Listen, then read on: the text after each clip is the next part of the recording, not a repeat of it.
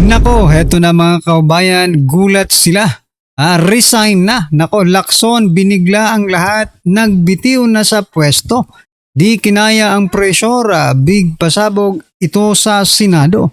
Nako, yan po ang ating alamin mga kaubayan sa video ito. Pero bago po natin simulan yan, palike naman po ng video ito. Malaking tulong po yan. Maraming salamat po at eto nga. Bago po natin ipi-play yan mga kaubayan, pasadahan muna natin to. Nako, nagte-trending po ito ngayon sa social media. Ayan, political strategist po na si Malutikia. Eto, nagsalita na po dito sa pagiging acting president. Ni Recto. Opo. Sabi po dito sa post, there is no such a thing that or as the is or the executive secretary being acting president in the Constitution. Ayan na mga kababayan. Bakit po ba tayo magkakaroon ng acting president? Opo. Nasaan po ba ang Pangulo? Tanong po natin, bakit kumakalat ang balitang ito na magiging acting president itong si Executive Secretary Ralph Recto? Kung ganoon, nasaan pala ang Pangulo mga kababayan? Diba? Talagang marami po ang uminit. Uminit, sumabog sa galit dahil dito. Ito po ang naging komento ng ating mga kababayan patungkol dyan.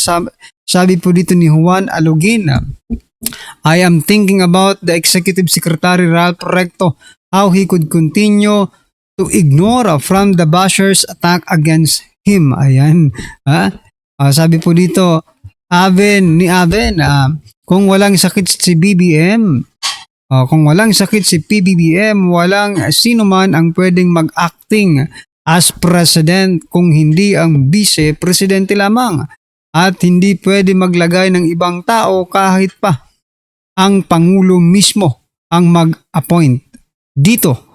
Dahil lalabagin nila ang Section 7, Artikulo 7, Section 7, Article 7 ng 1987 Constitution.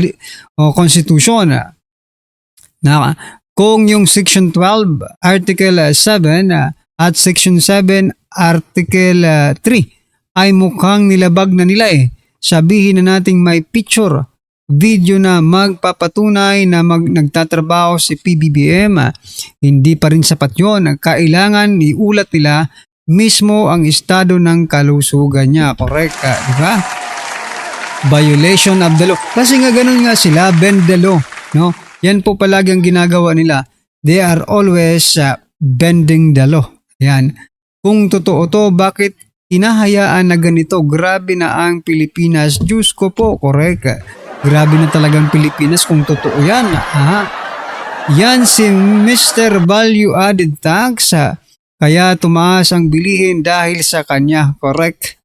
So paano na lang kung siya po ang maging acting president? Nako po. Baka mayat maya lang. Tax lang. Dagdag lang ng dagdag ng tax. Nako po. Anyway, gusto ko lang pong i-share yan mga kabayan. At eto, bago po natin ipi-play yung video, eto. Si President Bongbong Marcos Jr., sabi niya po dito sa post, sa kanyang pahayag, sana naman magawa natin na pag-alis ko bilang Pangulo ay wala ng gutom na Pilipino. Aray ko po. Alam mo, Mr. President, ang labo mo talaga. Bangag ka pa rin ba hanggang ngayon? Opo. Kasi tingnan mo ang nangyayari, no? Habang tumatagal yung pagiging presidente mo, no? Habang papalapit ka sa termino mo, lalong lumulubog ang ating bansa. Di ba? Kabaliktaran ka talaga kung magsalita. No? Ay, nako. Sana naman, sabi niya, sana naman magawa natin sa pag-alis ko. Sa pag-alis niya daw. Bilang Pangulo ay wala nang gutom na Pilipino. Nako po. Ano ang solusyon ninyo? Ayuda? Talagang magugutom ang Pilipino sa ayuda. Bakit? 1 to 2 weeks, wala na yung ayuda. So maghihintay na naman po ng ilang buwan. Tao na nga bibilangin bago maayudahan. Talagang gutom po ang Pilipino. Kung trabaho ang ibinibigay ninyo, di ba? sustainable solution, no? Sa mga problema ng bansa, hindi yung short-term solution. Pwede namang mag-ayuda. Walang masama sa ayuda, mga kaubayan. Ha? Kasi nakikinabang sila dyan eh. Kaya hindi talaga masama yan para sa kanila. Diba? Pero para sa taong bayan, sa mga taxpayer, nako, parang pinaglalaroan nyo lang yung pinaghihirapan ng taong bayan. Diba? O ito pong naging komento ng ating mga kaubayan patungkol dyan. Sabi po dito ni Elizabeth Salazar, hindi masama mangarap, libre lang po yan. Nako po, mangarap ka na lang, Mr. President. Nako po. To see is to believe. Ayan. Simula na po hanggang ngayon, yan pa rin ang bukang bibig. Wala namang nangyayari, correct? Sabi po ni Jonathan, reverse psychology, sa sobrang taas ng bilihin, hindi na mangyari na wala nang magugutom, correct?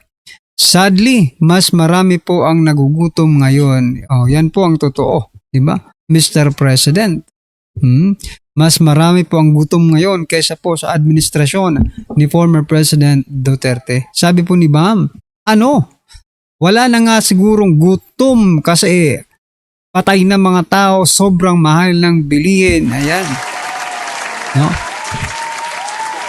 Kailan ka pa aalis?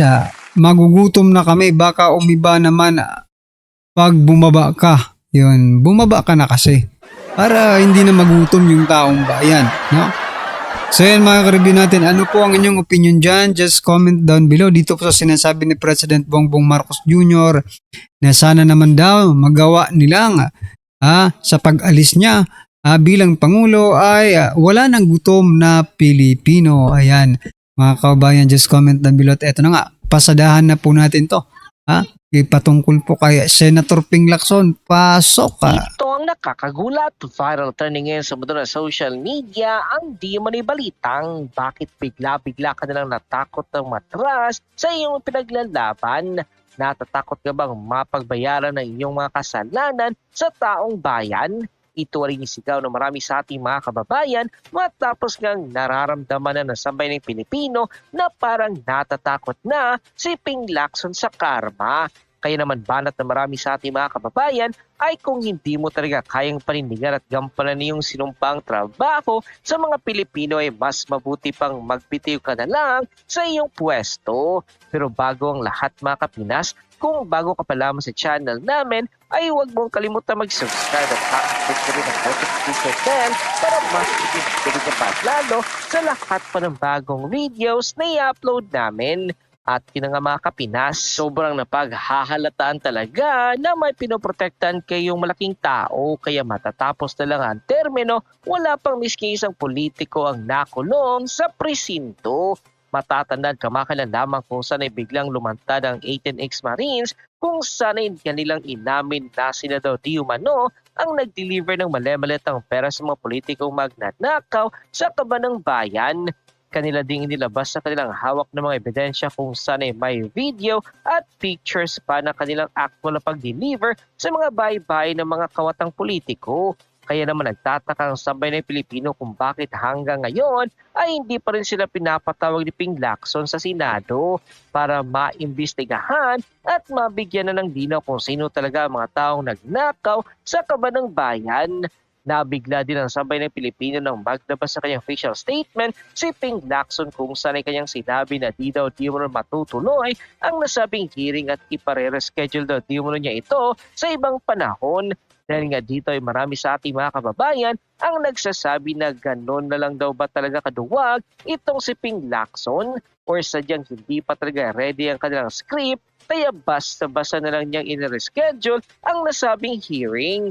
Ayon pa sa official report, nilabas ng ang balita ngayon sa kanilang official Facebook account.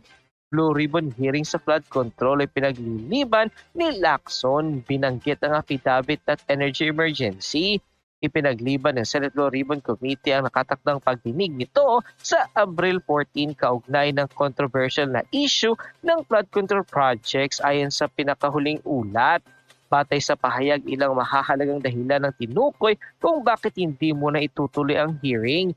Kabilang inaasang pagsusumite ng affidavit ni dating Ilocos Sur Governor Chavit Singson kakulangan ng suporta para sa partial report at ang kasalukuyang national energy emergency necessary to reschedule. Sa ilalim ng Senate Blue Ribbon Committee Chairman Senator Ping Lacson at Chavit Singson ipinaliwanag ang desisyon. Itinuturing ng komite ang kinakailangang ipagpaliban ang public hearing nakatipende sa pagtugon ng kasalukuyang national emergency or energy emergency at sa formal na pagsusumite ng inyong sinumpang salaysay kasama ang lahat ng kaugnayan ng dokumento. Dagdag pa niya, bukod dito ay pinagpaliban din ang pagpapatuloy ng pagdinig habang inihintay ang pag-review sa paglagda ng partial committee report sa kasalukuyang nasa mga miyembro. End quote. Matapos nga lumabas sa balitang ito ay umaniyagan ng samot-saring komento at reaksyon mula sa marami sa ating mga kababayan at marami nga sa kanila ngayon ang hindi napigilan ng kanilang sarili na maglabas ng kani-kanilang hininga at komento sa mundo ng social media. The netizens posted, ang tagal-tagalang issue pinaliliban pa rin kung di niya kaya mag-resign na lang siya o sa malaking maleta na natatanggap niya kaya parang patanga-tanga lang sa issue. So, correct mga karibyo natin, no? Ha? Dapat mag-resign na lang talaga itong si Senator Ping Lacson. Ibiruin mo, ang rason po nila dahil mayroong emergency, no? Dito sa oil crisis, mga kabayan. So, ano naman po ang koneksyon ng nangyayaring oil crisis dito po sa flood control? Diba? Dito po sa flood control scam na dapat din natin ma-solve. Okay? Oh. Magpo-focus ba sila sa itong crisis na ito sa langis at pababayaan na lang yung flood control? Diba? We know na mahirap talaga ang kalagayan ng mga Pilipino dahil sa oil crisis na ito. Pero mga kababayan, no? Kung pababayaan na lang po nila itong flood control scandal, nako, at wala silang mapapanagot ng mga big fish, no? Habang sinusolve nila yung oil crisis, marami pa rin ang magnanakaw. Malamang dyan sa pag-solve ng oil crisis na yan, mayroong pagnanakaw na magaganap. Bakit? Kasi iisipin lang ng mga magnanakaw na to, mga kababayan, na hindi nga nila na-solve yung flood control Diba? Dito pa kaya sa oil crisis, sasamantalahin natin to. O sige, mamigay na kayo ng ayuda. 10% lang yung iayuda nyo yung 90% atin na yan. Because, bakit? Malakas po ang loob nila dahil wala naman napapanagot ang ating gobyerno. Di ba? Kahit magnakaw pa sila ng magnakaw, wala naman pong napapanagot ang gobyerno. Magnanakaw at magnanakaw pa rin yan, mga kababayan. Kaya dapat bigyan ng sample ang mga hinayupak na yan at mapanagot ng Blue Ribbon Committee by investigating, no? Yung totoo talagang pag-iimbestiga dyan sa flood control scam na yan at mapanagot, okay? Yung mga totoong big fish, mga kababayan. Diba? Pinky, kalampagin mo na si Boyeng kasi kinasuhan ng amo mo na si Tamba ng graft sa ombudsman. Di ba yan ang rule mo kay Tamba, protekta ng mastermind? Kalampagin mo lang, kunyari kasi alam din naman namin na for the show lang yung script niyo ni Boyeng. Abot-abot ang iwas sa usapin na yan. Guilty ang mga puta sa usapin na yan. Magkakasabot kasi kayo sa nakawan Hindi pa ninyo nauumpisa ng hearing sa flood control. Wala pa kayong naipapakulong. Ipagpapaliban pa ninyo. Wala tayong aasahan hanggang nandyan si Lacson. End quote. Bigyan natin ng reaction, opinion itong post ang balita ngayon.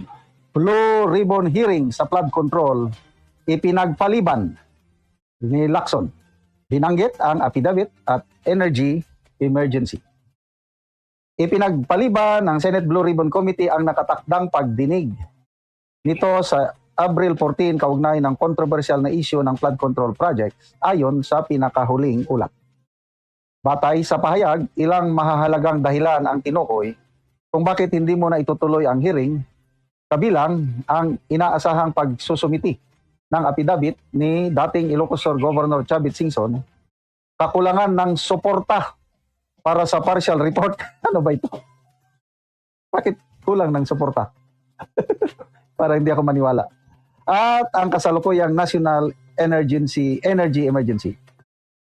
So, napakababaw po ng rason ni Lacson, no, mga kaubayan. Yung rason niya, hindi pa nakapagpasa ng affidavit si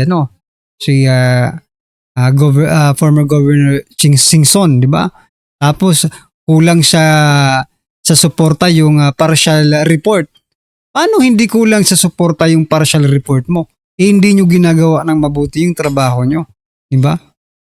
O, kita mo na yan, mismong mga kasamahan mo sa Senado, hindi ka sinusuportahan sa report mo. Bakit? Alam po kasi nila na yung report mo ay pabor doon po sa mga big fish. Di ba? It is not favoring to the Filipino people. Kaya ayan, wag na tayong maglukuhan dito. Kaya hindi ka talaga sinuportahan. Mabuti pa nga yung report, no, nila Senator Amy at Senator Rodante Marcoleta. Pinaniniwalaan pa ng taong bayan kaysa sa report mo na ikaw po ang chairman ng Blue Ribbon Committee. Nako, dyan pala mag-isip-isip ka na. Dapat ka na talagang mag-resign dyan. Diba? Nakakahiya. Sa totoo lang, nakakahiya. Bakit? Mismong mga kasamahan mo, hindi ka sinusuportahan sa report na yan. Nako po. Anyway, pero kung makapal ang mukha mo, ipagpatuloy mo, di ba? Na maging Blue Ribbon Chairman ka kahit pinagtatawanan ka na, nag-resign ka na nga dati, bakit ka pa bumalik? Di ba? Masaya na po ang taong bayan mo kasi nag-resign na si Lacson, di ba? Bumalik. Ayun. Nagkaletse-letse po ang investigasyon. Okay. Anyway, ano po ang inyong opinion, reaction patungkol dyan mga kabayan? Just comment down below at syempre, huwag pong kalimutang i-like ang video ito. Malaking tulong po yan. Maraming salamat po.